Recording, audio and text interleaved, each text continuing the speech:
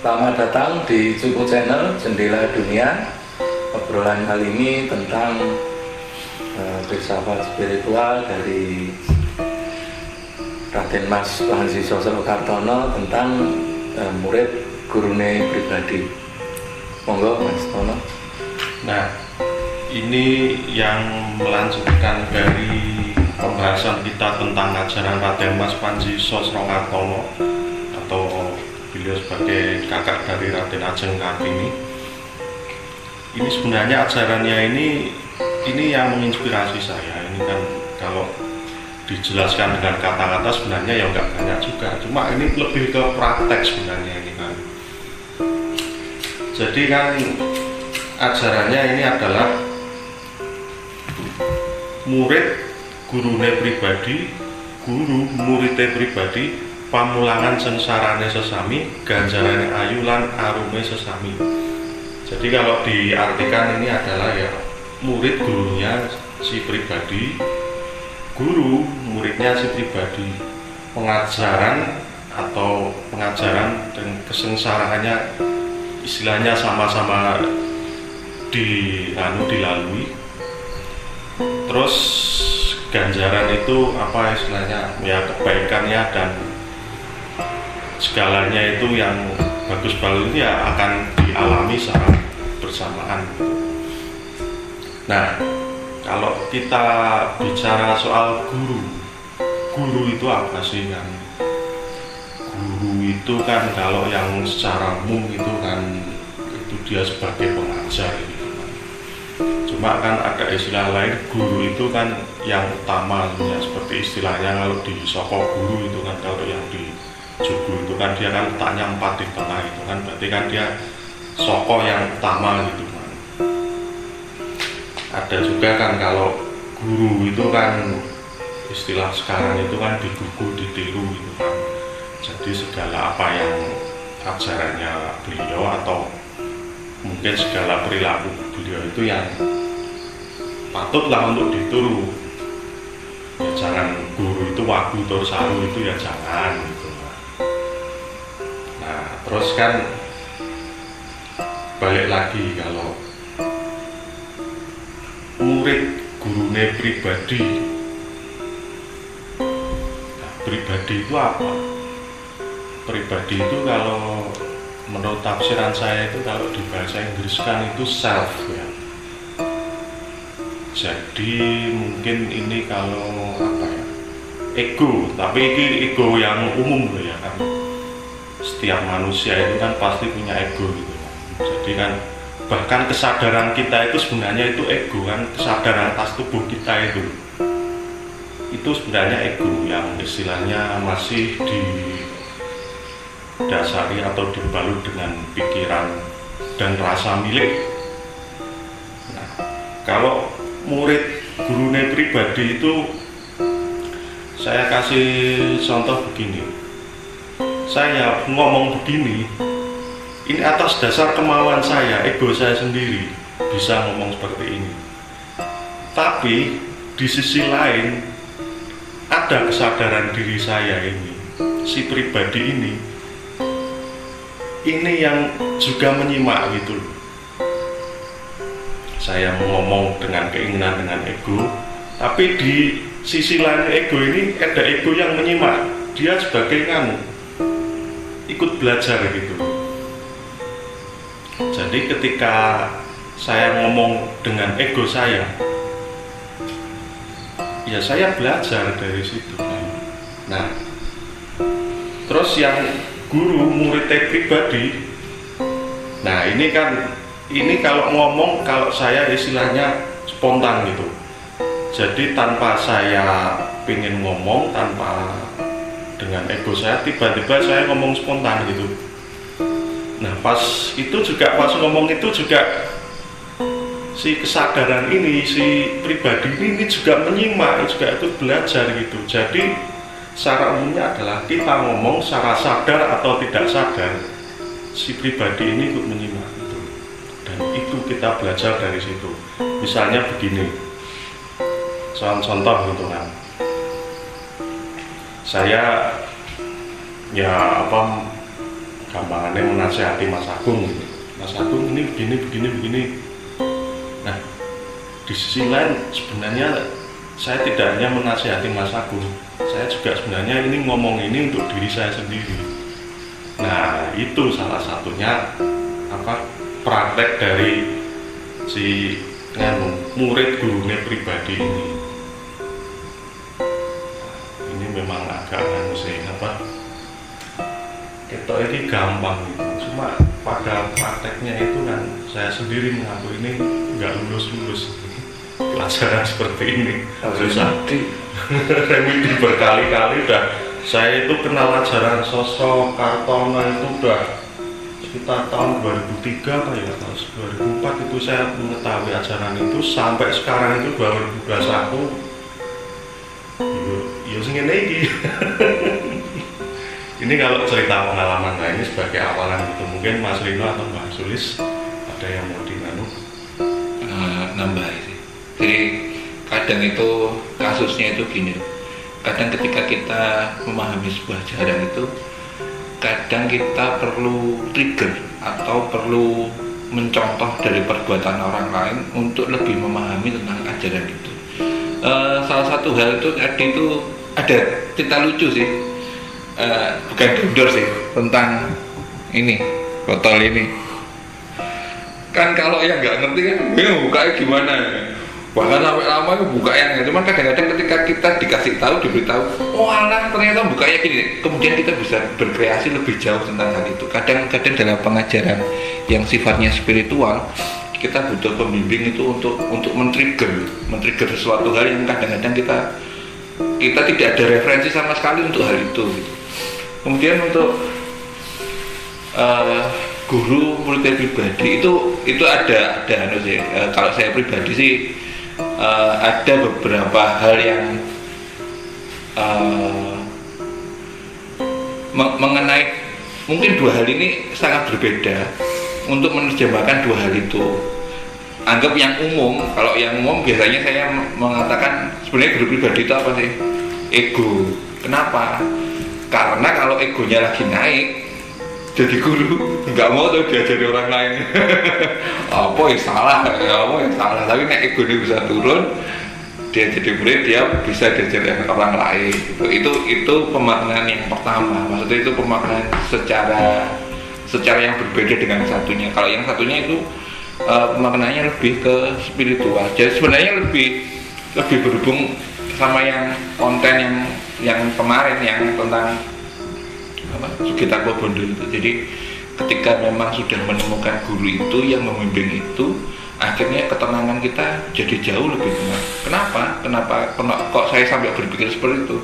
Sebab saya sendiri itu kalau gupuh, semua pengetahuan saya dari SD sampai SMA kadang-kadang lupa. Udah gupuh, wah, ya mungkin gupuh itu terjadi kan karena antara harapan dan kenyataan nggak sama. Akhirnya menciptakan konsep di otak kita. Akhirnya lali kafe.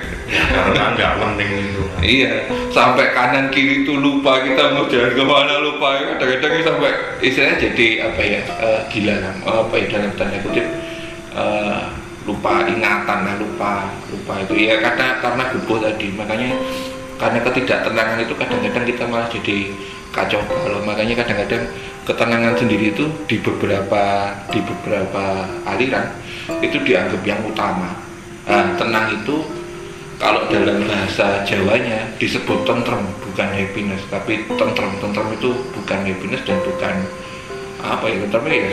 tentrem itu bukan sesuatu yang merasakan sesuatu yang berperasaan, tapi tentrem itu adalah yang di luar dari perasaan itu sendiri, tidak terpengaruh apa-apa. Itu sih. Jadi tentrem itu ya dia tahu, dia kalau nggak makan lapar, dia kalau nggak ini ya tahu semuanya, tahu konsekuensinya semuanya, tapi dia ketika tentrem itu dia tenang untuk memilih, aku milih apa ya yang sesuai dengan kebutuhan, aku milih apa. Jadi pilihannya itu benar-benar akhirnya dia bisa mencermati sesuatu hal yang memang dibutuhkan dia.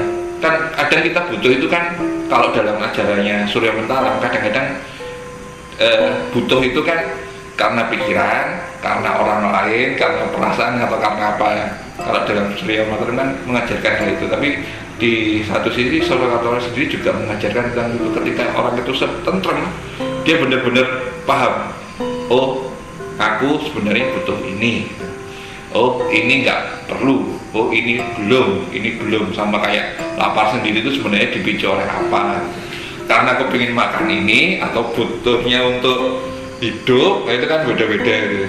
Nah itu sih kalau tambah dari saya monggo, kalau mau ada yang nambah lagi langsung.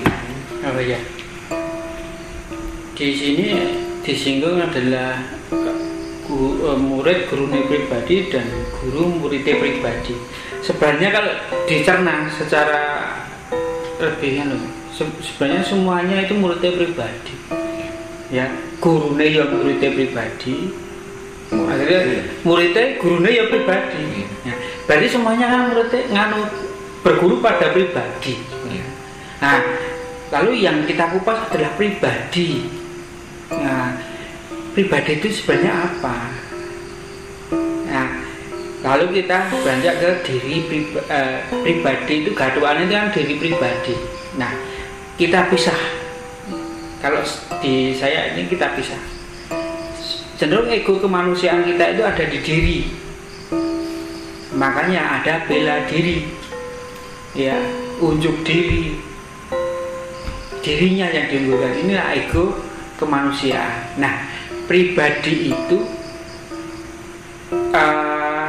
yang menjadi inti dari manusianya, yang bersifat kebalikan, agak nggak kebalikan sih, tetapi cenderung lebih tenang, lebih mendalam.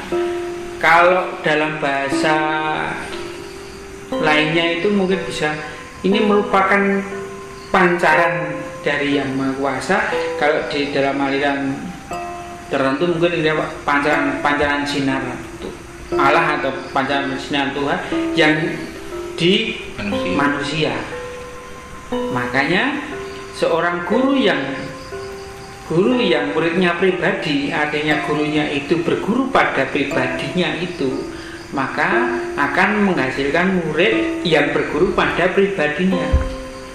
Jadi sama-sama berguru pada satu unsur yang tunggal atau yang lebih mengena, atau kalau bisa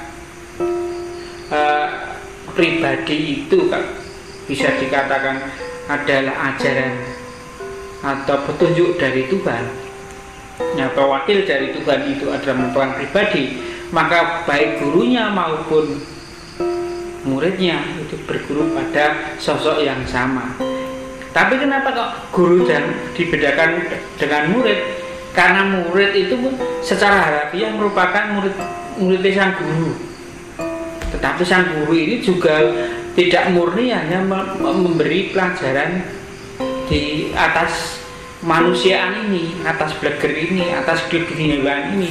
Tetapi guru itu mengenalkan si murid dengan si pribadinya atau guru yang asli. Maka mbah saya dulu kan pernah berpesan juga,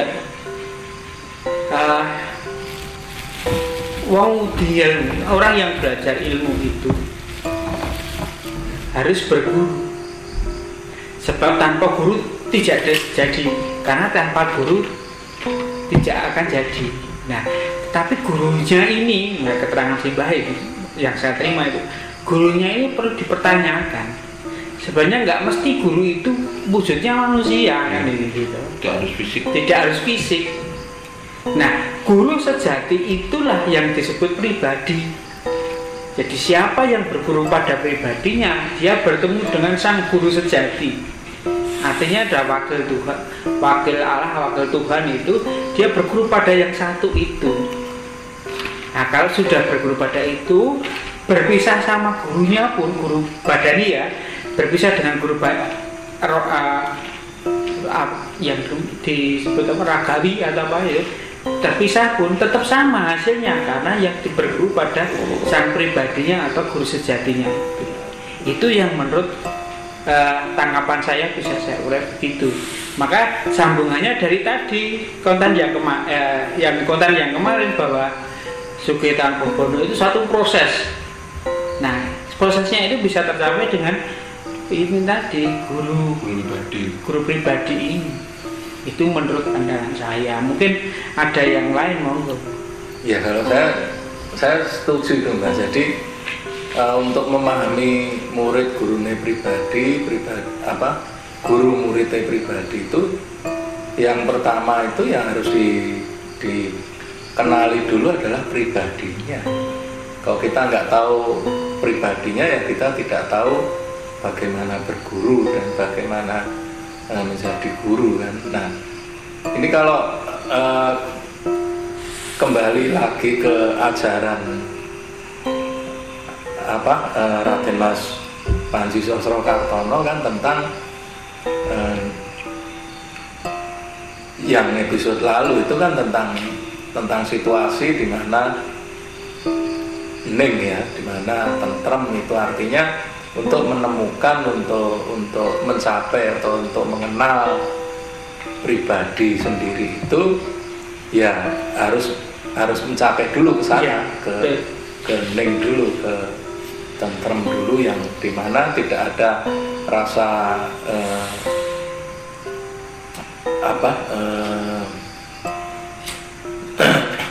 tebing pamrih tidak ada pamrih dan tebing hajrih kan, jadi tidak artinya sudah lepas dari meletakkan semua hawa nafsu dan kemelekatan itu sehingga sampai kepada titik nenganteng itu tadi ya. Itu baru kita kenal pribadi. Nah, kalau kita sudah kenal pribadi kan bisa berguru, artinya dalam hal ini kalau di spiritual kan bisa mulai selain pribadi itu kan kalau dalam hal yang kecil kan kita pribadi itu mikrokosmos dan alam semesta itu kan makrokosmos. Nah kalau kita bergurunya itu kan manunggaling kawula Gusti, jadi diri kita dengan alam, jadi ya bergurunya seperti itu. Nah di satu sisi kalau di dalam pemahaman yang fisik sebetulnya kan kita itu berguru kepada pengalaman kita sendiri. Kadang kita salah, kadang kita benar, kadang kita marah, kadang sedih. Itu kan kita bisa belajar dari situ. Oh rasanya seperti itu. Oh aku dulu salah, harusnya nggak begini. Nah kita itu ya belajar dari pengalaman kan. Pengalamannya kita jadi murid dari sebuah pengalaman. Nah ini pengalaman dari sang guru ya, gurunya ya kita sendiri yang alami kan. Nah itu kan lebih banyak ke introspeksi. Nah seperti itu. Nah kalau digambarkan lagi ke Mbah Sulis tadi bahwa guru sejati itu ya pribadi itu kan gambarannya kayak kisah Dewaruci itu ketika Werkudara itu berguru akhirnya nemunya itu ya Dewaruci itu kan wujudnya pribadi dia. Jadi gambarannya kan seperti itu kalau menurut saya itu.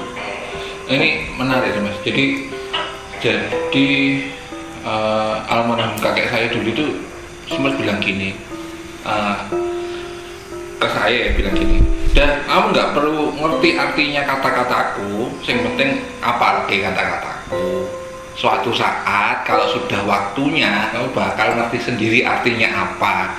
Saya dulu kan bingung, maksudnya apa, ngapa arti apa. Dan cuma ternyata karena proses perjalanan waktu, masa, usia dan itu pengalaman hidup itu kadang-kadang itu ternyata ini yang dikatakan dulu. Ternyata ini yang dikatakan dulu. Jadi memang kadang itu kan yang kita perlukan guiding, cuman guiding. Tapi untuk mengerti, untuk memahami hal itu, kita harus dalam fase itu. Kalau enggak, bingung. Dan bedanya punya guiding sama enggak, itu bedanya kalau enggak punya guiding, itu bingung. Jangan-jangan saya sendiri yang merasakan hal ini, jangan-jangan saya sendiri. Tapi kalau ada guidingnya, itu kadang-kadang kita merasa tenang. Oh ternyata ya wong cerita kayak gini kayak zaman dhisik ya wis ono. Oh ternyata kalau ini nanti aku harus ngambil kayaknya langkahnya ke sana, walaupun kita tidak memastikan langkah itu benar atau salah ya, tapi setidaknya kita punya guiding untuk ke sana. Itu sih maksudnya kadang-kadang kelebihan sastra dalam budaya Jawa itu kadang-kadang mereka tidak memaksakan untuk artinya harus ini gitu, enggak. Jadi mereka memang kadang-kadang artinya luas, dan itu memang sesuatu hal yang harus dilalui dalam fase berguru pada hidup itu sendiri. Jadi proses itu sendiri memang menjadikan orang itu jadi kematangan orangnya, jadi proses hidup itu sendiri. Itu sih. Cuman ya kalau sanggahnya kan ini, itu kan kata-katanya orang susah ya. Sampai yang nggak tahu susah, udah uripe lempeng. Tahu jadi saya. Enggak, wonten oleh. Tapi ya memang gitu Mas. Jadi memang dari walaupun ada guiding, walaupun ada guru itu kan hanya mengarahkan, tapi masing-masing kan tetap punya hak untuk sendiri. Ya contohnya misalnya belajar masak pun kan diajari cara tekniknya ininya, tapi nanti pengembangannya prakteknya itu dia punya ukuran sendiri dari dirinya sendiri, rasanya tidak dirumus. Masing-masing orang juga akan beda walaupun resepnya sama, ukurannya sama, ininya sama, itu bisa nanti stylenya dia ini udah beda. Dalam kosakata modern disebut bakat jadi. Jadi kalau saya yang perhatikan itu malah yang beruntung itu yang mencari menggali pada orang-orang tua yang sudah berpengalaman dari kita, dan dia akan menemui dan menceritakan pengalaman-pengalaman itu, dan itulah yang menjadi sanggup kita. Menarik itu guru saya pernah bilang gini, soalnya katakanlah umurmu 30 tahun ketemu orang 60 tahun, kamu bisa menyerap pengalamannya, itu berarti umurmu 30 plus 60 90 tahun. Ketemu orang laki yang umurnya 10 tahun, kamu bisa nyerap semua pengalamannya dia, tambah lagi 10 tahun. Makanya kadang-kadang dalam versi cara guru saya dulu bilang, makanya ada itu orang muda yang umurnya ribuan tahun karena dia bisa menyerap dari pengalaman berbagai macam orang. Itu kata versi guru saya. Kenapa? Karena dia bisa memahami hidup orang ini, hidup ini. Akhirnya kan ditambah-tambah loh. Akhirnya kebijaksanaannya jadi banyak, pengalamannya jadi luas dan segala macam. Ya cuma memang untuk guru seperti itu kan ya yang dianggap dia memberikan pengarahan yang benar. Ya walaupun sudah diarahkan dengan benar, itu nanti persepsi muridnya bisa beda. Contohnya begini, ambillah yang baik, tinggalkan yang buruk. Nah, begitu Jumatan kamu sangu sendal lelek untuk sendal apik gitu kan. Itu kan salah satu contoh penafsiran yang salah. Iya, sendal ujungnya omnya cukup ya. Ngawur boleh. Tapi juga ada kan begini, artinya amek banyu api kurang lari. Itu. Jadi sebelum kita itu berguru atau mencari hal-hal yang kita inginkan, kita juga harus membawa sendiri dasar sendiri. Jadi pertimbangan kita itu memang betul-betul matang. Jangan kita hanya nggak pahitan, artinya golek banyu penggo wadah tok ya, nanti iso banyu ya comberan ya. Tapi kan yang kita maksudnya apik banyu api kurang mari itu waris yang kita gunakan itu memang makanya dikatakan mari itu yang berharga. Kita itu membawa hal yang berharga dari kita untuk mencari akhir kehidupan lain yang sebisa mungkin mendekati atau lebih baik dari yang kita punya kan gitu. Istilahnya itu kalau di bahasa modern kan levelitas. Jadi kalau orang berguru itu kalau dia langsung lompat ke SMA, dia bingung pelajaran SMP, SD, TK. Tapi kalau dia prosesnya itu mengikut dari SD, TK mengalir begitu saja, nanti dia bakal ngerti. Tapi kalau lompat jebret, bekalnya nggak ada, mumet orang-orang baca belum bisa, diajari kosinus nggak ngeluh. Itu melompat ke sana. Kalau melompatnya negatif, Nah, itu lebih masalah lagi. masalah. Oh, diajari sing bener ae ngeluh. Ya, tapi kalau menurut saya sih ya guidance itu memang perlu ya, tapi pada intinya memang sebetulnya orang akan berguru itu pada pribadi atau pengalaman hidup masing-masing, sehingga itu yang disebut perjalanan spiritual, perjalanan supranaturalnya itu seperti itu, sehingga membentuk dirinya itu betul sih, dapat pengetahuan dari sana, dari sini, dari berguru ke orang lain, dari pengalaman. Itu nanti yang ngeracik, yang itu yang pribadinya sendiri. Jadi bisa saja, karena kan dalam berguru pun misalnya saya mengatakan A gitu, pemahaman saya sekarang bilang A, mungkin Mas Kang Tono mungkin nangkepnya dengan Mas Rino atau Mbak Sulis akan beda. Nah, ini yang mungkin arah dari ajaran bahwa guru muridnya pribadi, murid gurunya pribadi itu seperti itu, karena yang ngeracik, yang itu ya sesuai pribadi masing-masing menurut saya. Iya, itu ada pengalaman cerita lucu nih. Jadi teman perguruan saya, ketika itu kan guru saya bilang gini, tak turuti apa penjalukmu kabeh, tapi sekali tok ya, cuma sekali tok, habis ini udah gak boleh. Wah, terus teman saya itu bilang gini, Pak, saya ingin jadi orang yang bijaksana. Terus guru saya itu ketawa gitu, "Lah kamu nggak punya teman banyak, tapi jadi bijaksana dari mana?" Terus teman saya itu bingung kok.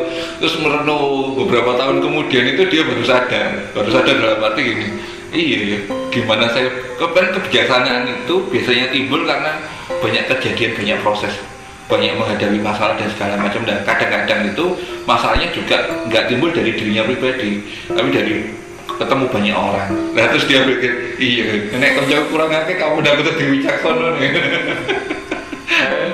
Kecuali bacaan lagi. Jadi jeneng.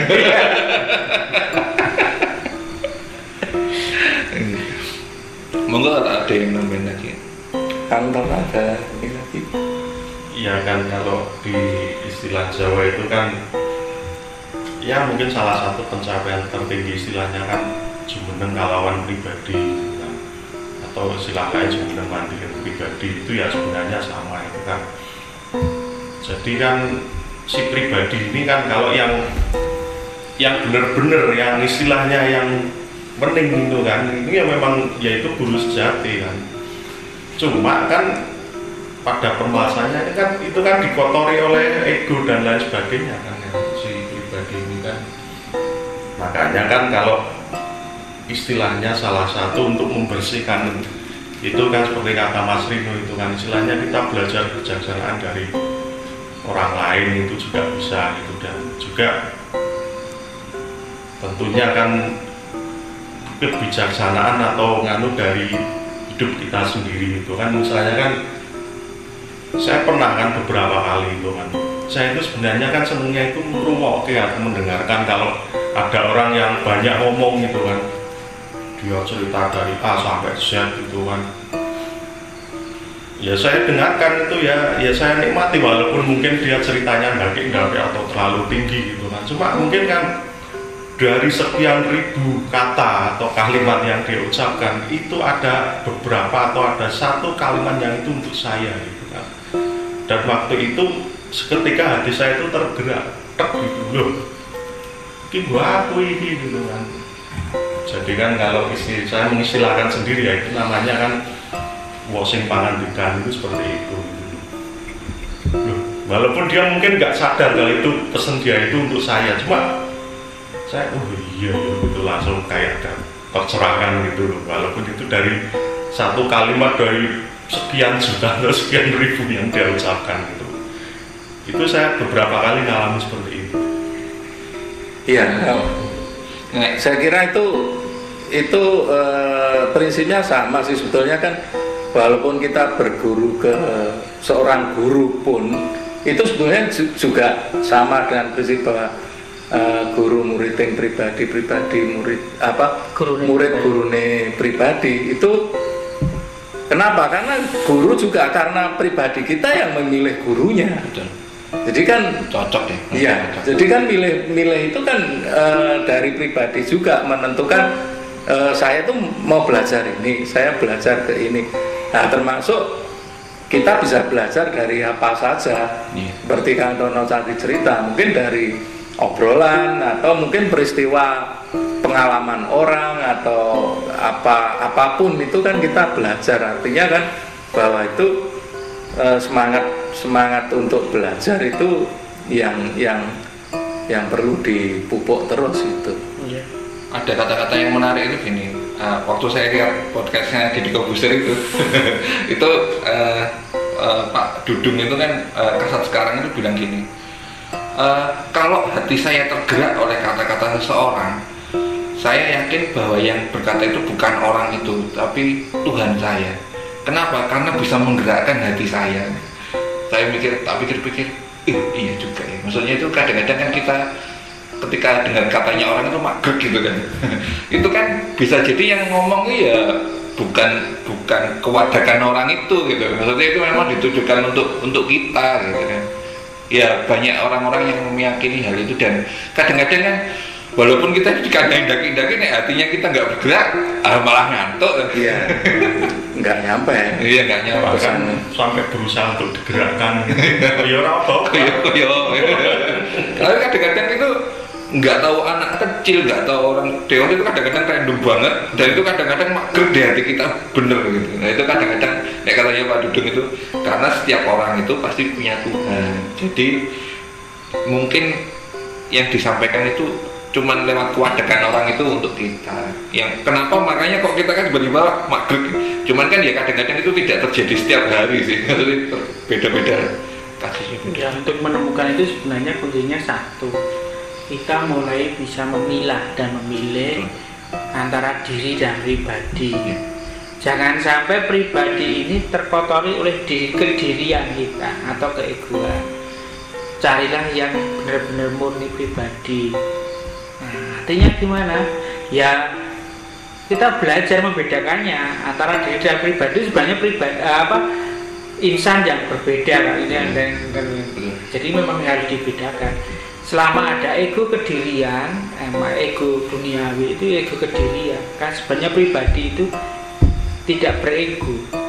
Nah, untuk menyelami kepribadi ini memang membutuhkan rasa pangrasa, membutuhkan proses yang panjang seperti yang diceritakan yang lalu ya. Saya malah jadi inget itu kata-katanya Romo Sumono dalam cuplikan rekaman yang saya dengarkan berulang-ulang. Jadi Romo Sumono itu bilang gini, manusia itu terdiri dari dua unsur. Satu unsur urip langgeng, satu unsur yang uripnya nggak langgeng. Urip nggak langgeng ini yang menciptakan keinginan kita untuk hidup selamanya. Karena urip tak langgeng ini dia paham benar bahwa uripnya nggak langgeng, maka dia ingin hidup selamanya. Akhirnya dia menciptakan butuhku apa, kepinginku apa dan segala macam. Sedangkan si urip langgeng ini dia nggak butuh apa-apa. Urip langgeng dia apa-apakan apaan kita itu nggak gitu. Nah karena dua hal ini bersatu, maka kita harus tahu sebenarnya ini dari mana. Jadi kalau perasaan kita keluar gini itu asalnya dari mana? Dari urip langgeng ini atau urip yang tak langgeng ini.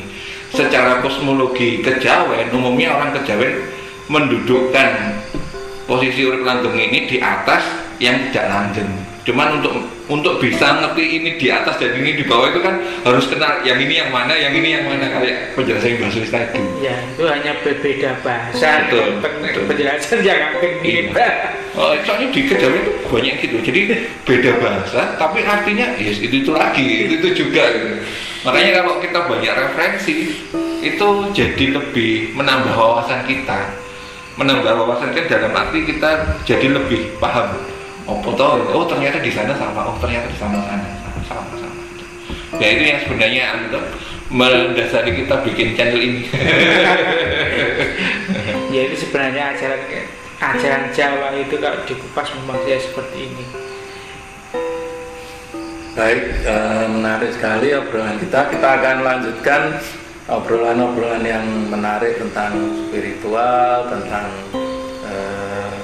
budaya dan adat Jawa, serta mungkin kita akan menayangkan atau membahas tentang aliran-aliran kepercayaan yang ada di Jawa, sehingga akan menjadi sebuah dokumentasi dan referensi untuk generasi kita sekarang dan yang akan datang. Sampai jumpa.